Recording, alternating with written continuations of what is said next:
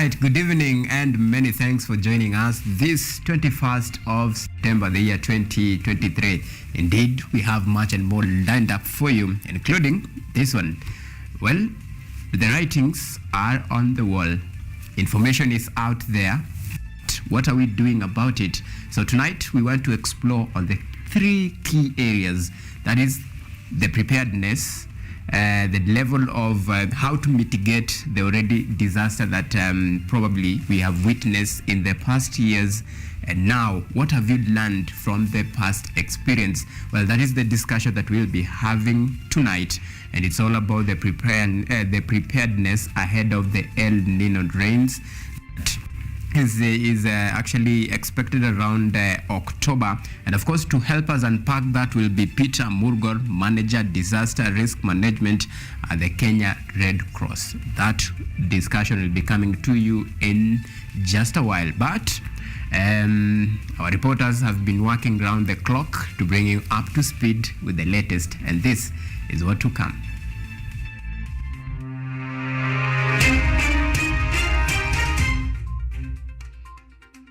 Tonight, popular despite unpopular policies. TIFA report shows that government still enjoys support from majority of Kenyans despite taking some unpopular decisions. 10 years on, security enhanced as Kenya marks 10 years of Westgate terrorist attack that claimed at least 65 lives. Kenya on the global stage. Kenya and Haiti put pen to paper diplomatic ties ahead of police deployment for UN peace-backed mission. Plus, Professor Olive Mugenda on the hot seat.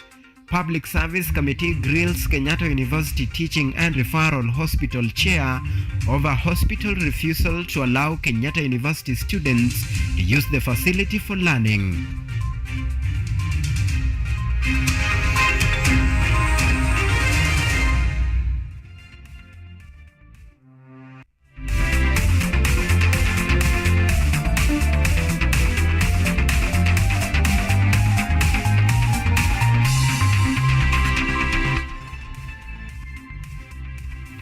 Alright, Sammy Okello and I will be heading this ship for the next 1 hour.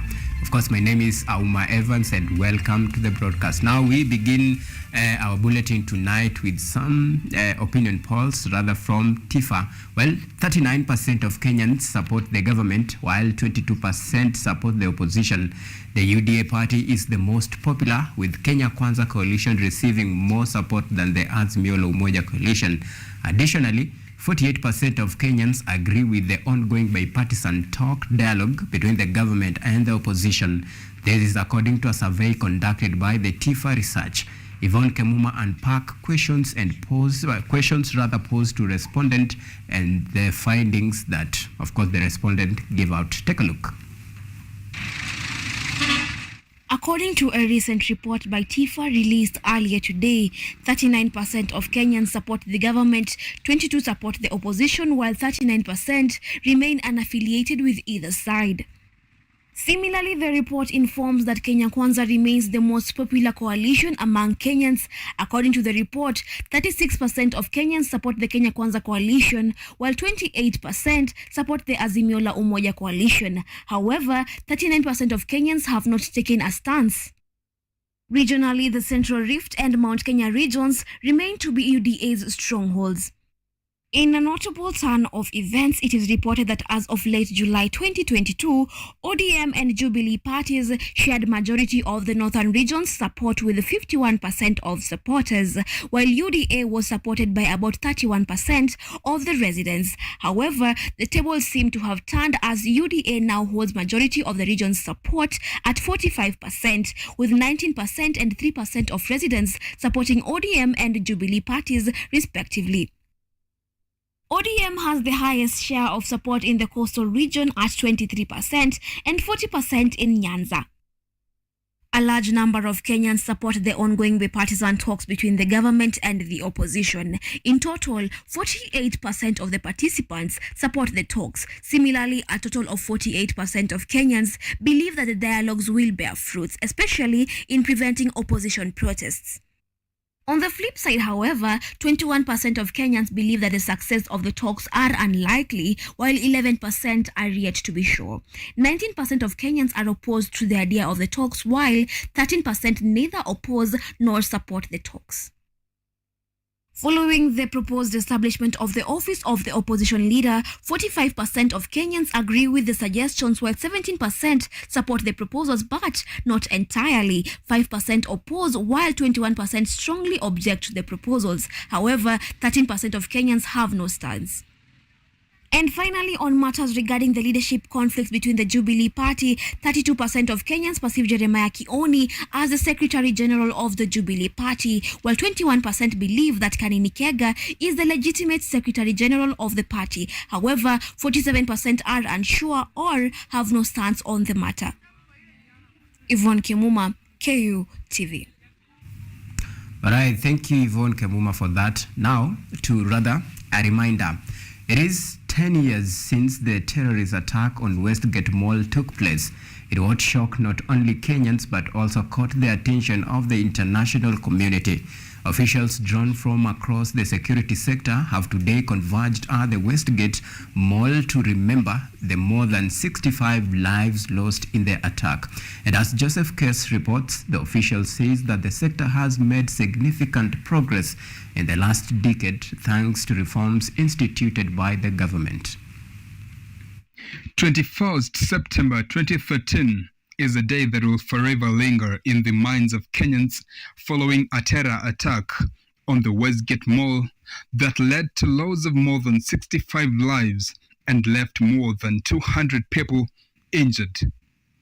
4 masked gunmen attacked the upmarket mall, something that caught the attention of the entire Kenyan public as well as the international community. Government officials have today attended a memorial service for the terror attack. Private Security Regulatory Authority Director General Fazil Mohammed says that security officers deserve honor for being the first responders during events that require their services.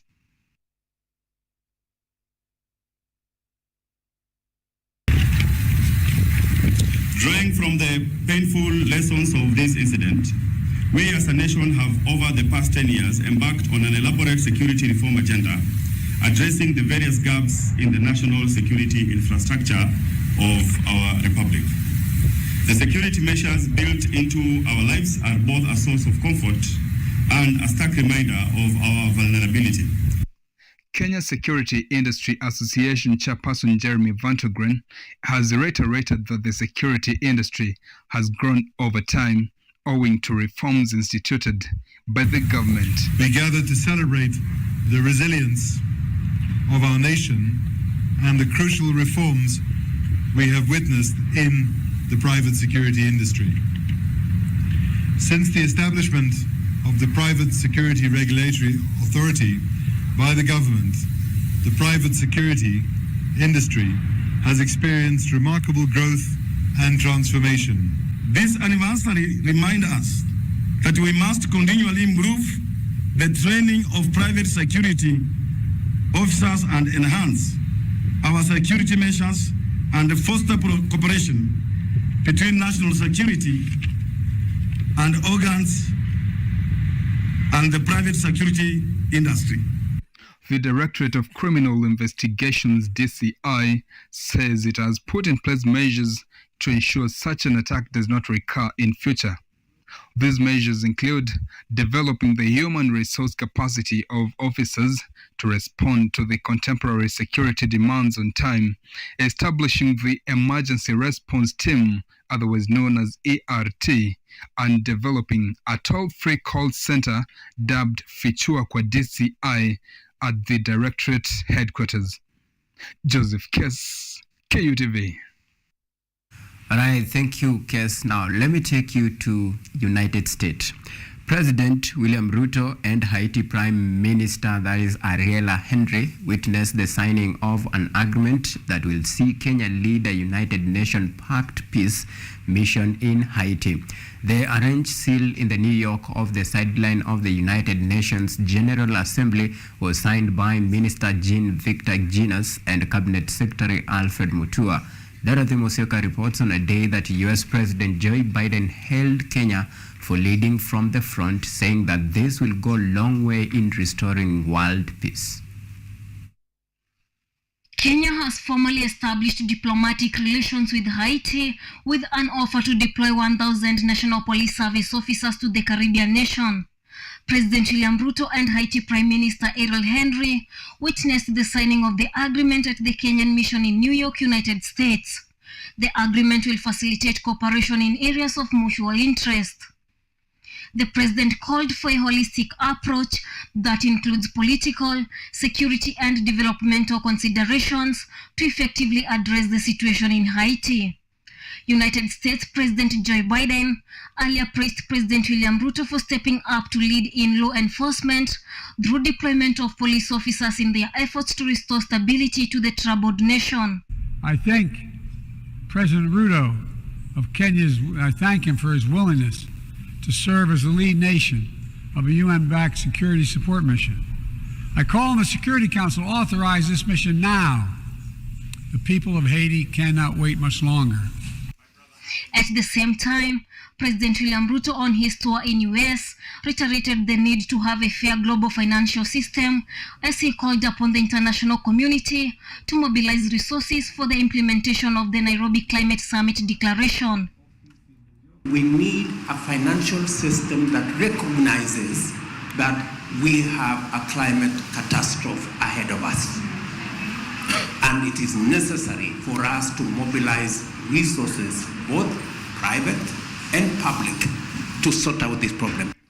President Ruto has met different world leaders, including Canadian Prime Minister Justin Trudeau, and explored new ideas for funding climate action and reforms in the international financial system. Dorothy Musioka, KUTV. All right, back home, Professor Olive Mugenda, the board chair of Kenyatta University Teaching, Referral and Research Hospital, had a hard time explaining why students at Kenyatta University are unable to use the facility for learning purposes. Mugenda, who appeared before the Public Investments Committee on the Governance and Education, said that students are required to apply to the hospital to access the training services. Kenyatta University medical students incur cost to get the same opportunities at a far-flanked hospital, as Edward Nyamu now reports. Kenyatta University Teaching Referral and Research Hospital management dispute played out before MPs, bringing the conflict to a new low. According to Attorney General Justin Muturi, the facility should be given back to the students. If everybody is brought on board, and the reasons why you want to take or to give out a portion of land that belongs to Kenyatta University to Umweba is explained and makes sense, understood by everybody, it should not be a problem. But as it is today, I am aware that there are some mutations that are being done to half of the 30 acres and the 10. Attorney General Justin Muturi demanded that members of the National Assembly Public Investment Committee on Governance and Education hold to account 3 cabinet secretaries, including Professor Njuguna Ndongo from Treasury, Ezekiel Machogo from Education, and Susan Yakumicha from Health, for failing to implement House resolutions that called for the hospital to be returned to Kenyatta University. No court of law will recognize any title that is obtained without affecting the mother title or effecting changes to the mother title. So for me, my advice is to tell people as it is, because we must tell people the truth. If you want this is the route to go. Don't go it this way. Don't use strong arm tactics. Don't call people and threaten them with this or the other. According to the Kenyatta University management, the hospital's facility were only intended to be utilized for teaching, training and research at its inspection. However, Mugenda stated that Kenyatta University management has refused to align to the legal notice changing the hospital into a parastatal, hence the ongoing tussle. Put in mind clearly that really KU conceived this idea really. And there's no way we can deny them all that, because the way we saw the other facility operating, it's purely commercial. And I don't think they have much interest. It's we and maybe the students who filed this petition who are trying to put pressure. But the other facility is very confident that they have the paperwork and they are doing their business as usual. On behalf of the Kenya University Student Association, Jafar Kasaya and Diongo Muiruri filed the applications. The petitioners claimed that despite having a sophisticated hospital on campus, the university relies on external medical facilities to instruct its medical students. Edward Nyamo, KUTV. Meanwhile, President William Ruto has appointed Renson Mulele Igonga as the new Director of Public Prosecution. His appointment comes a week after he was approved by the National Assembly after vetting exercise. In a Gazette notice dated September 20th, 2023, Ruto announced appointment of Igonga for an 8-year term. He will take over from Nurdin Haji, who is now the Director General of the National Intelligence Service. Prior to his nomination, Igonga was serving as the Assistant Director of Public Prosecution.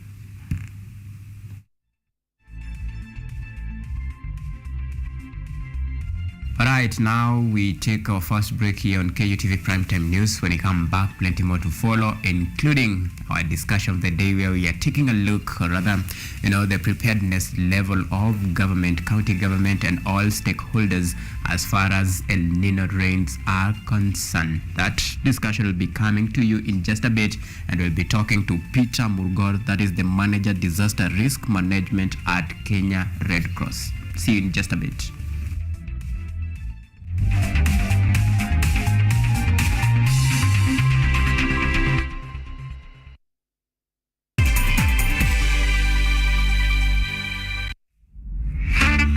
Fashionistas, get ready to level up your style game.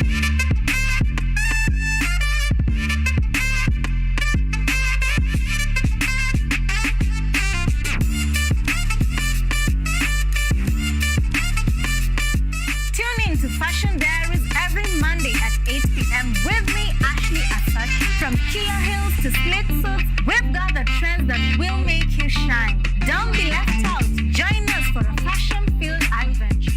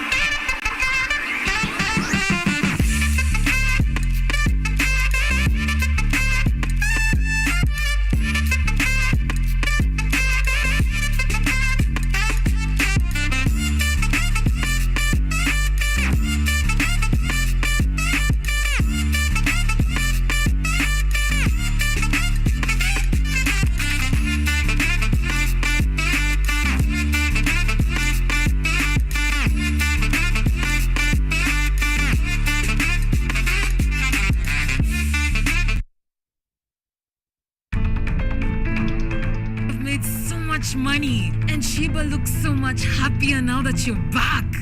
It's not so much about the money for me, but more about what happens next.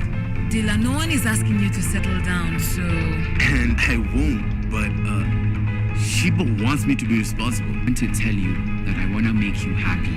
You've accepted me, and you've made it easier for me to breathe, and I can't thank you enough. And you know what? I love you so much, my dear. What's that? Who's there? Who's over there?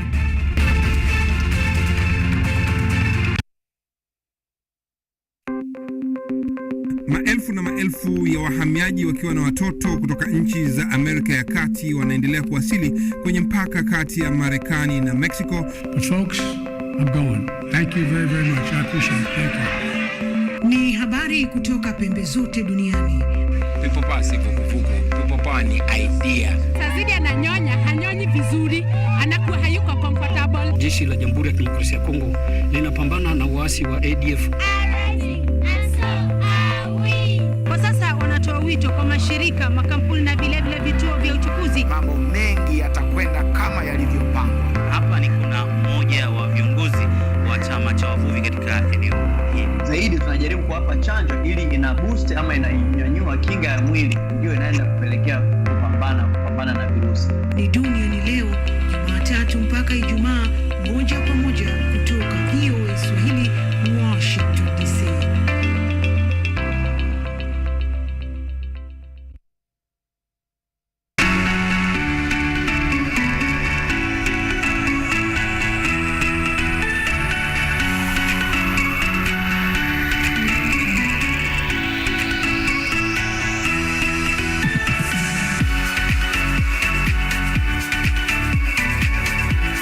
Ready to kickstart your day with the most exciting morning show around.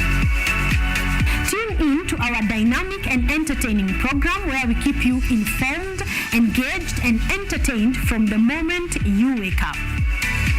From breaking news and current events to music, fun, and out of the ordinary stories, we've got you covered with a mix of interviews, games, and special segments. You never know what's in store. Join us every Monday morning and Tuesday morning for a fun and fascinating way to start your day. Don't miss out on the action. Tune in now and experience the excitement for yourself. Only on KUTV Rise Today from 7 a.m. to 10 a.m. Start your day with us.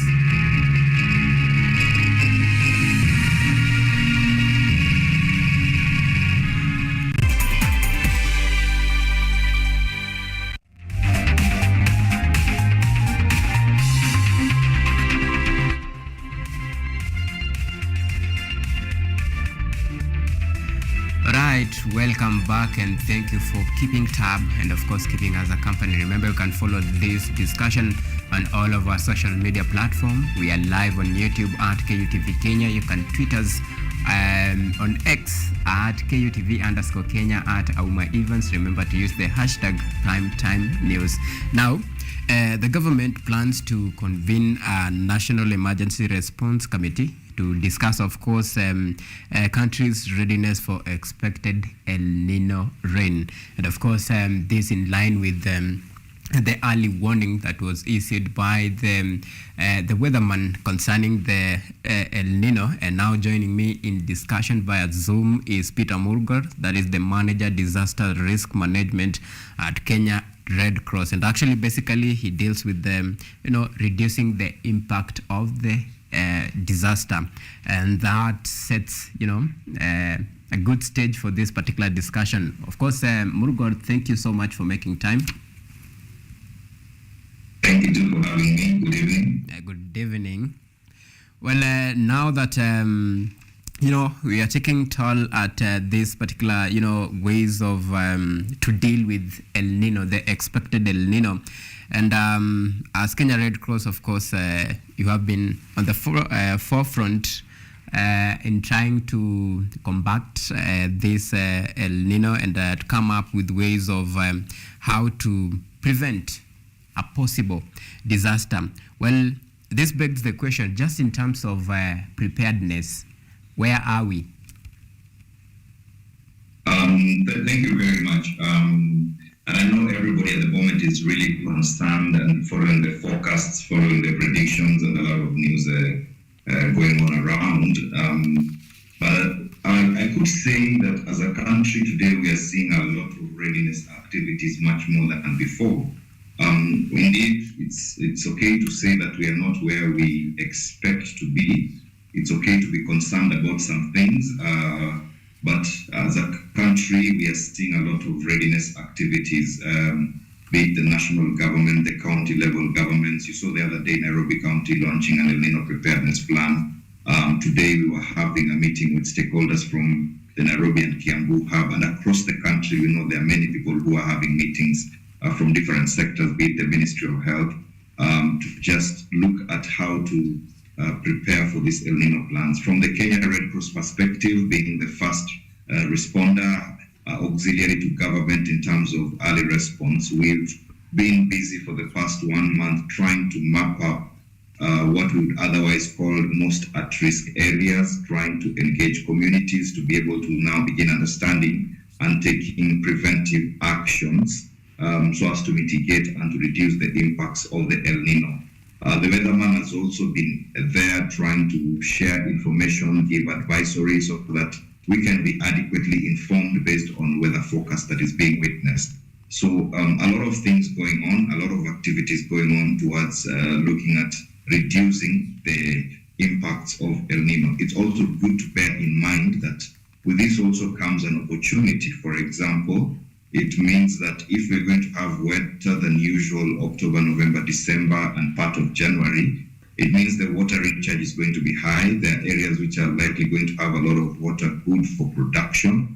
And could it be that we can engage even in water harvesting activities so that even post El Nino, we have harvested water and tried to combat the effects of drought and food insecurity. So just to indicate, All right.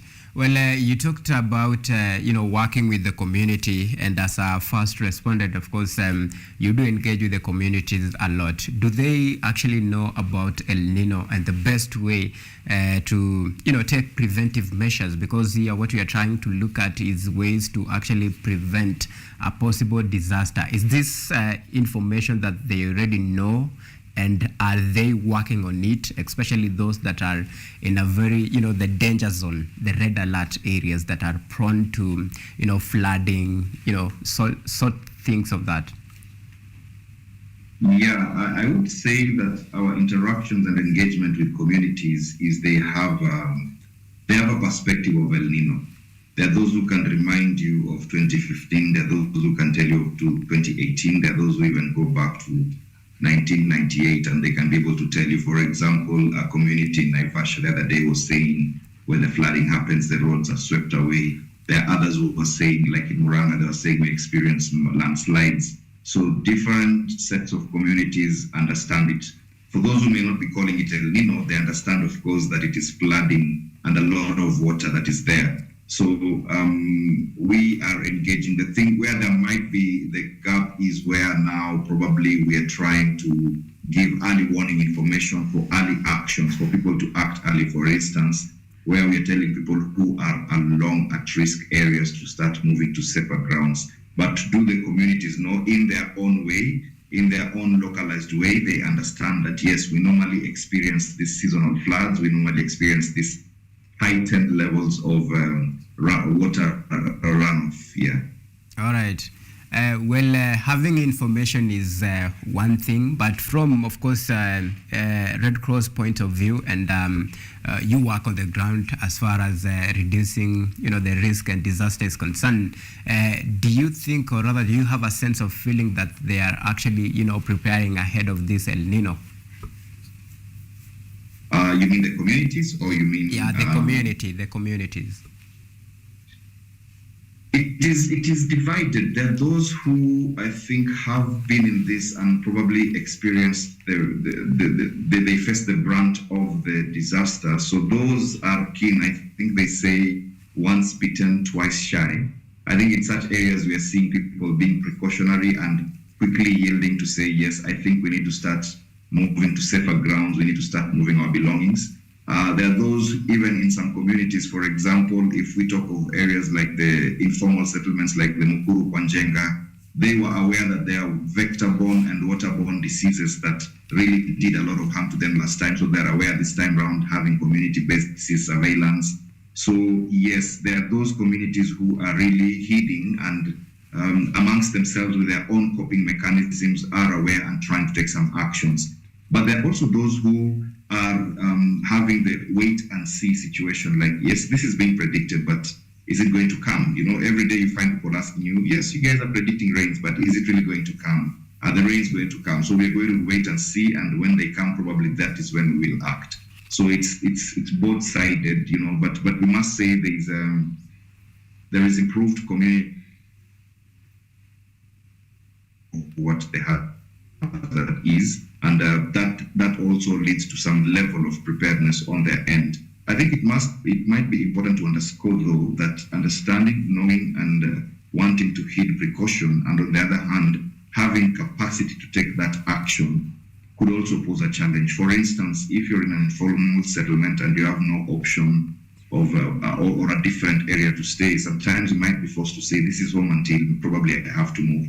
So those are some of the conversations that are going on, trying to work with communities to identify alternative areas, trying to identify alternative things so that they can be able to take action and move even to those areas. All right. Well, talking about taking precautions, do you see a possibility of actually maybe moving people from the areas that are, volatile, especially for flooding and even landslide? Is there a possibility of actually moving people? I think it's not even about a possibility. It's about necessitated by the need to save lives. So for a fact, when the floods come, and if people are on the waterways, there'll be no option but to move them to safer grounds.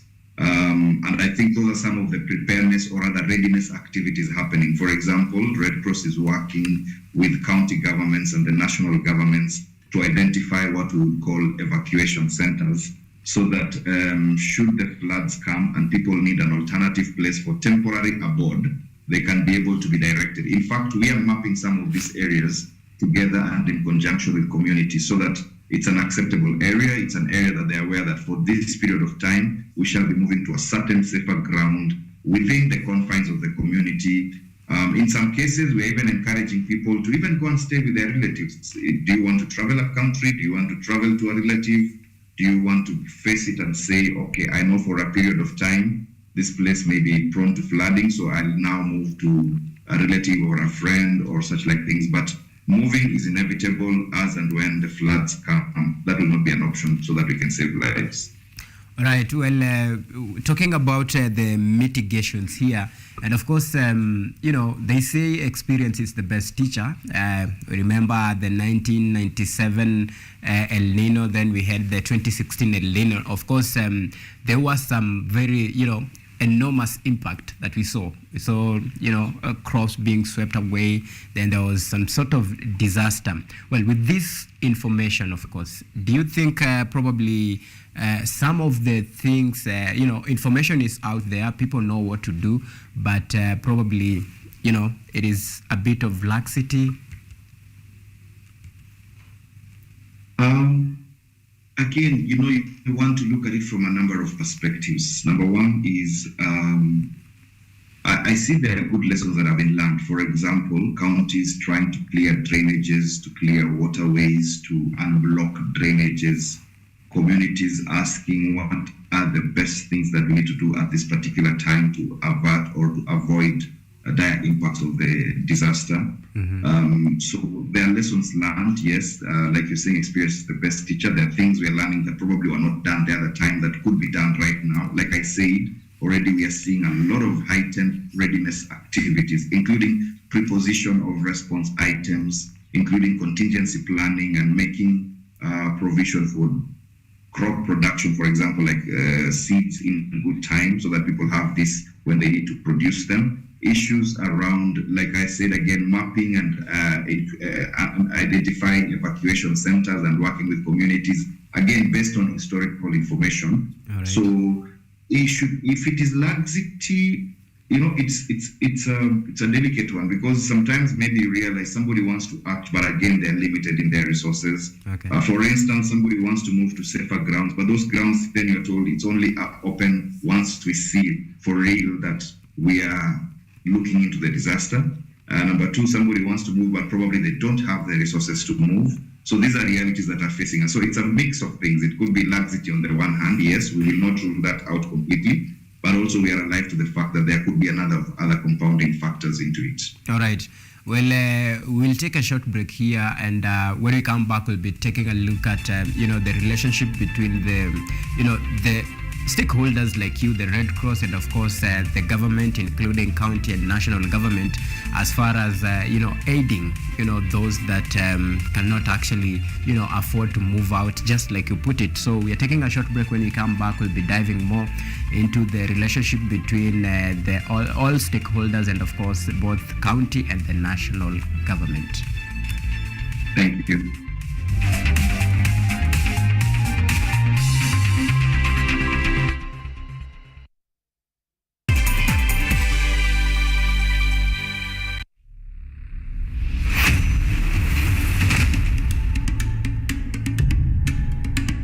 Kipindi hewani ni mitindo ya kipwani.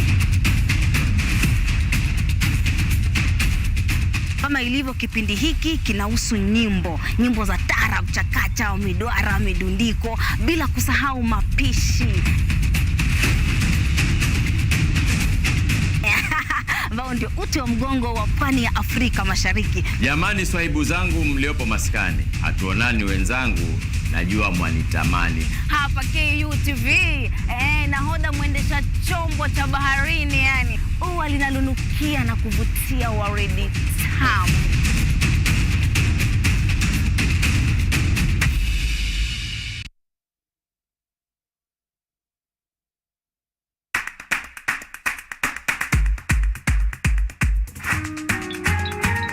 What are some of the ways through which you can develop these skills so that you are comfortably fitting into the job? You have to put yourself in positions where you are uncomfortable in the sense that you are not clear about what to do. Because I used to work a corporate job before.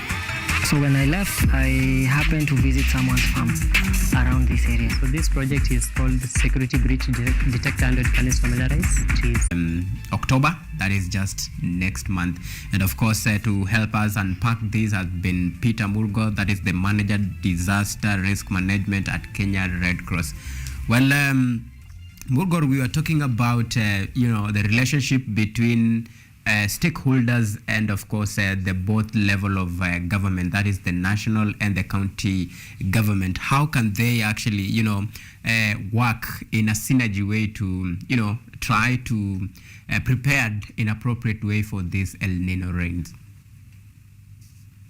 Thank you. It is very important to understand the ecosystem, the interconnectedness between the roles different stakeholders play and the community level.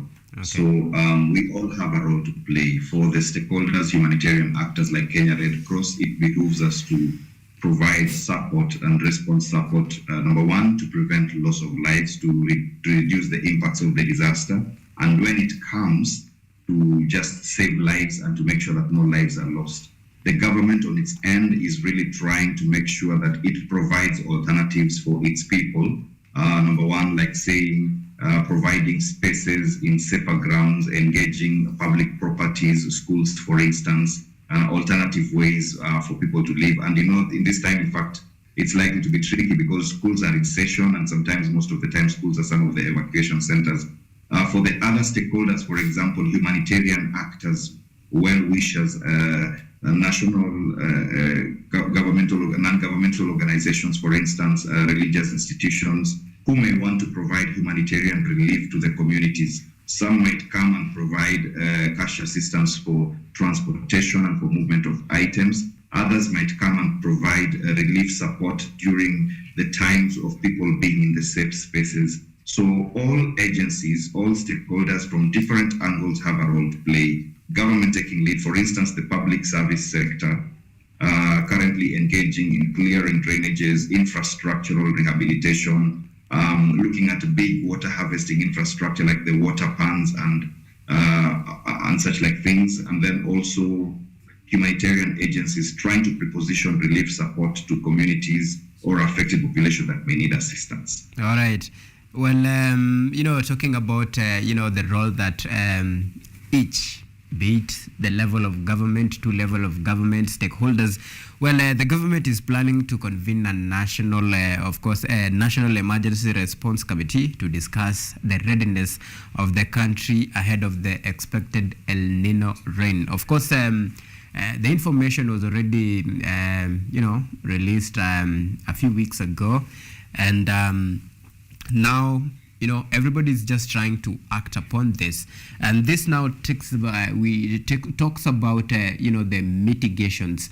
What can be done to actually prevent this, now that we have information on time and there is still time to actually work on it, even though the signings is already on the wall?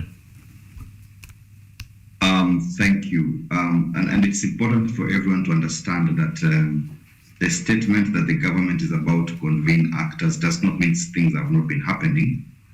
We've been privy and we've been part of a lot of readiness and preparedness activities, the National Disaster Operations Center, the different ministries like the Ministry of Health, Ministry of Education, Ministry of Environment, county governments. People have already been taking some activities and actions around mitigating the effects of El Nino. So to your question, Evans, all right. is that one thing is, if El Nino would come, we may not stop it from coming. But what we are focusing our efforts on is to reduce the impacts of the excess water, wetter than usual situations.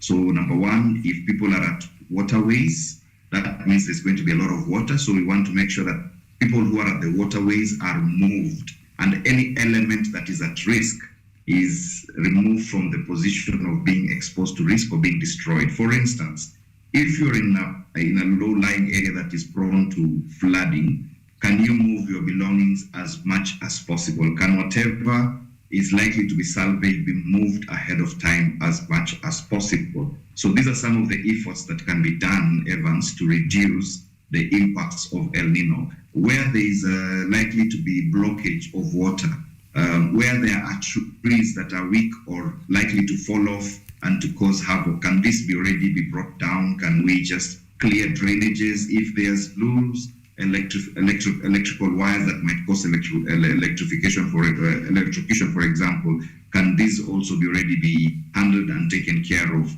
At the household level, at the community level, you as a member of a house, you understand your environment. You understand what you're likely to be exposed to. Like, for instance, disease outbreak like cholera, because of water and sanitation, the clean water mixing with the destroyed latrines and all those kind of things. Can we already be aware about this? Have you mapped your house? Do you understand your evacuation routes? Do you know the number of people in your house? Are they aware of the looming hazard? And even as a family, how are you planning to have an alternative even before you receive assistance? There's what we call coping mechanism in disaster management, whereby you as an individual, before you receive support, you already take some action on your own. So could it be that at the family levels, in our own community levels, we can already have some resilient initiatives that can help us mitigate and prevent the impacts of this El Nino? So two things to clarify. Okay. El Nino will come if it's predicted, and if it comes, and if you're on the waterway, we may not stop that, but we may stop the impact of it towards loss of life and elements being at risk like livelihoods or assets that we may salvage and move to safer grounds in good time. All right. Well, you actually talked about the aftermath of it. Right now people are concerned about ways to prevent this, but remember, after this there will be some sort of now what we call disaster. There will be let's say flooding. It has been projected that there might be possibility of an outbreak of diseases as a result of this El Nino. Now we are talking about the aftermath from your own perspective, and of course from the Red Cross point of view, and where you stand as manager from disaster risk management. How are you preparing for the aftermath of all this? Because this is where the big test now lies. That's a very good point, Evans, because like at Red Cross, looking at the whole disaster management compendium, you normally have the development phase, you have the mitigation aspect, you have the preparedness phase, then you have the emergency response, and you start early recovery into reconstruction, rehabilitation.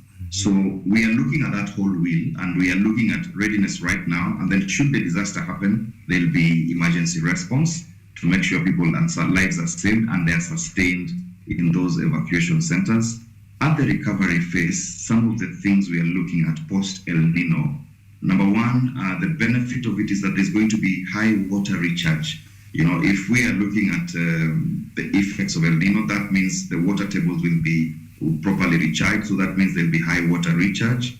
That means there'll be issues around, and there've been a lot of campaigns on disease surveillance and even vaccinations and preventive measures around controlling and mitigating against diseases. So we will be finding ourselves supporting communities to recover by way of having infrastructural restoration and rehabilitation, by ways of having crop production to have food security boosted, so that in areas where, and you will know that we've come from prolonged drought for almost like 3 years. So this gives us an opportunity to also now try to reproduce and make sure that areas that are capable of producing food are reproducing food.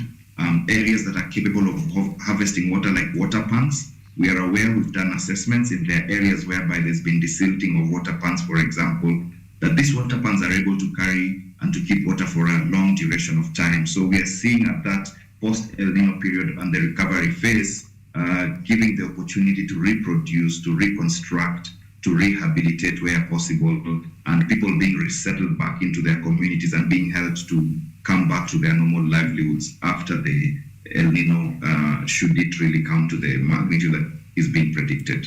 All right. Well, thank you so much, because we are running out of time. That was Peter Murgor, the Manager, Disaster Risk Management, Kenya Red Cross. Asante sana Murgor for making time. Thank you, Evans, for having me. It's a pleasure. And let's all just prepare at our own different levels to reduce the impacts of the forecasted El Nino rains. All right, thank you. Well, now moving on to some other stories. A somber mood has engulfed a village in Bomwanda location, Kisii sub-county, following the death of 4 family members in a fire incident. A mother and her 3 children perished in Wednesday's night fire, which broke out and spread in their house while they were asleep. Investigations are on and established, and the cause investigations are on and to establish the cause of the fire. At least 4 people have died in a tragic fire incident in Riamasagara village, Kisii South sub-county. The casualties include a mother and her 3 children who met the wrath of the inferno on Wednesday night. Atuelewe kile ambacho kilisababisha huu moto, kwa sababu kama tungekuwa na stima tungesema ni stima ilisababisha, lakini hakukuwa na stima, na hata kwa hiyo nyumba kulikuwa na gas, kwa hiyo nyumba kulikuwa na pikipiki, lakini hiyo vitu vyote havikuungua. Kama gas ingeungua tungesema ni gas. The 3 children have been identified as Cindy, 10 years, William Onderi, 9, and Chantel Kemunto, 4 years. The 4th, Juma, 6 months, is being attended at the Kisii Referral Hospital. Their father, who was also in the house, survived after he was pulled out by rescuers, while their mother died as she was being rushed to the hospital for treatment. Na moto ilikuwa kubwa, na moshi ilikuwa kwa hiyo nyumba imejaa. Majirani walijaribu sana ili kuingia na kumwaga hiyo nyumba maji, lakini ilishindikana. Baada ya kupomoa mlango wa nyuma, tukatoa mama, lakini tulipomkimbiza hospitali alikuwa ameshafariki. A resident who participated in the rescue operations narrated how the tragedy unfolded. Mary Mora lamented over the poor state of roads and the conspicuous absence of the county disaster management team, which could have saved their lives. Engelikuwa parapara imeundwa hapa St. Peters kwenda paka ile shule ya Ombui, engelikuwa fiema kabisa, na kama gari engelikuwa ya county engelikuwa hapa Suneka, engesaidia hawa watu. Kisii South OCPD Charles Machinji confirmed the incident, underlining that investigations are on to establish the cause of the fire. Hiyo nyumba hatujajua nini, lakini ilikuwa na madrass nyingi na hii ceiling ambayo ni ya plastic. Hiyo ndiyo reaccelerated hiyo moto sana kuchoma hiyo nyumba. Sasa tumepoteza mtoto wa miaka 7 na mtoto mwingine wa miaka kadhaa, na wote wamekufa. Wale wangelikuwa serikali ya Kenya. Bodies of the deceased were taken to Kisii Teaching and Referral Hospital ahead of post-mortem examination. Joseph Oyomo, KUTV. All right, and now to some business wrap. Data from the National Treasury indicates that a stock of Kenya's overall debt has hit 10 trillion mark as of June 2023, occasioned by increased borrowing. At the same time, the volume and the price of coffee sold at the Nairobi Coffee Exchange have fallen sharply as traders and buyers keep off the market amid looming workers' layoffs. This and more in today's business news with Charles Kirubi. Taxpayers will shoulder more debt repayment obligations in the first year of President William Ruto's reign as the stock of Kenya's overall debt crosses the 10 trillion shillings mark, resulting from increased borrowing. According to new data from the Treasury and the Central Bank of Kenya CBK, Kenya's debt stock was at 10.189 trillion at the end of June 2023, in contrast to 8.579 trillion in June last year. The rate of debt accumulation has surpassed previous projections by the National Treasury that had in its 2023 budget policy statement estimated country's debt stock to stand at 9.412 trillion at the end of June 2023. Meanwhile, the volume and prices of coffee sold at the Nairobi Coffee Exchange NCE have fallen sharply as traders and buyers keep off the market amid looming workers' layoffs by processors. According to data from NCE, auction volumes in August dropped by 95.62% to 192 tons from 4,380 tons at the same time last year. The average price for a 50 kg bag of coffee beans fell by that 1.13% to 183.41 shillings from 266.32 previously. Safaricom customers can now send money and make payments of up to 250,000 per transaction using the M-Pesa app. This follows an approval by the Central Bank of Kenya to allow M-Pesa transaction limits to 250,000 for a single transaction from the previous 150,000 for a single day. This change will provide customers and businesses with more flexibility when conducting transactions using M-Pesa. Charles Kirubi, KUTV. It is 8 minutes to the top of the hour. Time to take yet another short break. When we come back, it's all about sporting news.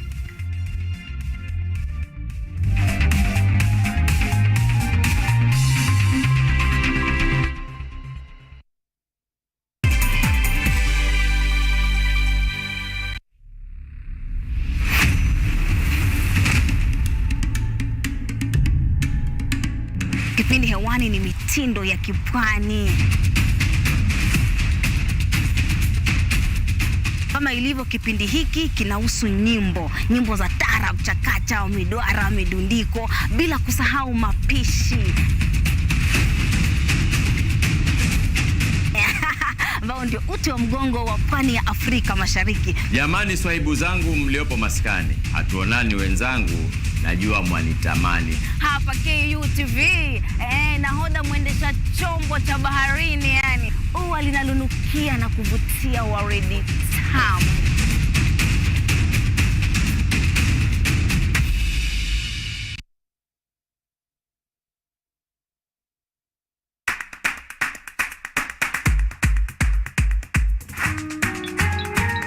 What are some of the ways through which you can develop these skills so that you are comfortably fitting into the job? You have to put yourself in positions where you are uncomfortable. Uncomfortable in the sense that you are not clear about what to do.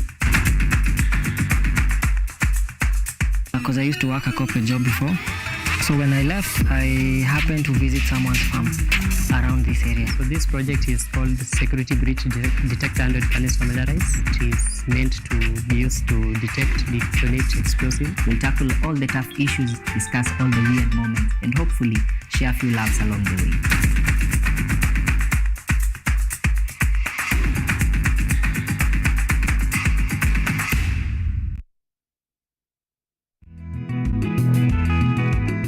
Kutoka kuwa jamii ya kuhamahama na sasa kujumuisha kilimo katika mitindo yao ya maisha.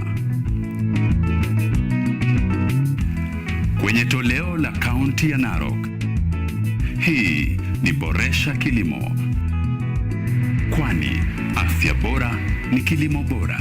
Kwani kilimo ndicho huboresha maisha.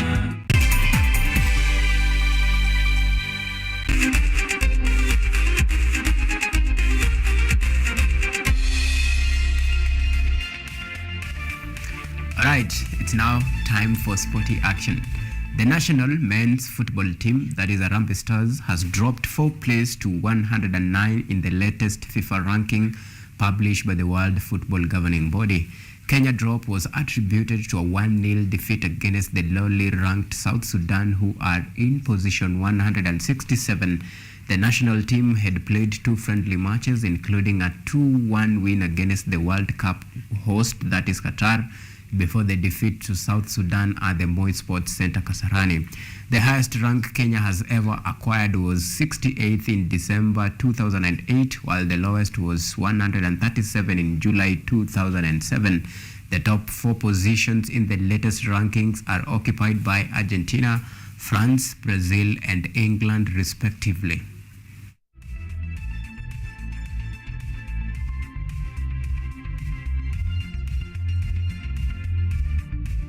And now Manchester United's poor form continued after a 4-3 battering by Bayern Munich in the UEFA Champions League group stage match played at Allianz Arena in Munich.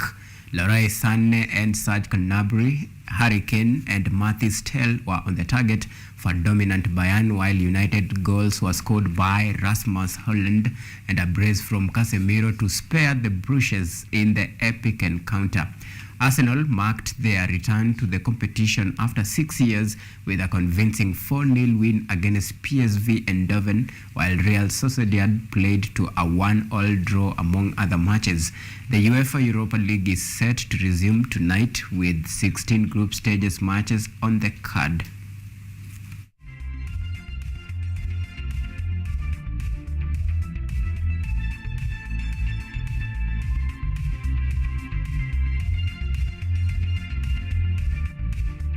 And now to some rugby action. The 2023 Rugby World Cup group stage action continued when Group A leaders Italy thrashed Uruguay 38-17 at Allianz Riviera Stadium in Nice, France.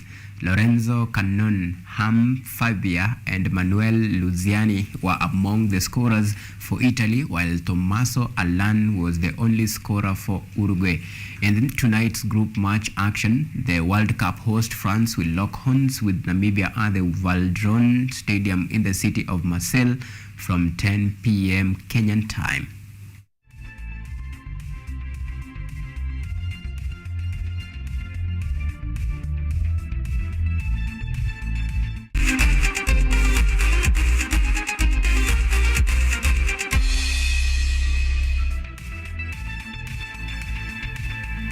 Alright, it's a wrap. Thank you for keeping us a company in the last 58 minutes or so. My name is Sauma Evans. Samuel Kelo has been our sign language interpreter tonight. Well, until next time, it's a bye-bye and do have a lovely night.